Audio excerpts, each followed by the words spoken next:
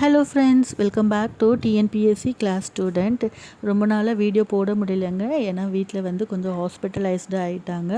அவங்களுக்காக நான் வந்து ஹாஸ்பிட்டல்ஸ்க்கெலாம் போக வேண்டிய நிலைமையாக இருந்ததுனால என்னால் படிக்கவே முடியல. ஏன் கடவுள் என்னை இப்படி சோதிக்கிறாரு அப்படிங்கிற ஒரு நிலைமையை நான் வந்து ரொம்ப அனுபவிச்சிட்டேன் அந்த நேரத்தில். இருந்தாலும் அதிலிருந்து மீண்டு வந்து லாஸ்ட்டு ஒரு 2 வீக்ஸ் எனக்கு இருந்தால் போதும், ஒரு 3 வீக்ஸ் இருந்தால் போதும் அப்படின்ற மாதிரி இருந்தது. அதுலேயுமே நான் வந்து ரிவிஷன் பண்ணிவிட்டு போயிடுவேன் அப்படிங்கிற ஒரு நம்பிக்கையில் நான் படிச்சுட்டு இருக்கேன். இப்போ நான் வந்து அவங்க இன்னும் ஹாஸ்பிட்டலைஸில் தான் இருக்கிறாங்க வீட்லேயும். ஸோ நான் இப்போ வந்து எனக்கு இதை விட்டுட்டா இன்னும் ஒரு 2 இயர்ஸ் ஆகும் அப்படிங்கிறதுனால நான் வந்து ஒரு 3 வீக்ஸ் வந்து ஹாஸ்பிட்டலையும் என்னுடைய எஜுகேஷனையும் பார்த்துட்டு தாங்க இருக்கிறேன். நான் வந்து இப்போது ஃபுல் ஃபோக்கஸ்டாக தமிழ் மட்டும்தான் பார்த்துட்டு இருக்கேன். தமிழ் ப்ளஸ் மேக்ஸு, ஜிகேவை வந்து ஓல்டு கொஸ்டின் பேப்பர்ஸை மட்டும்தான் வந்து ரிவிஷன் எடுத்துகிட்டு இருக்கிறேன்.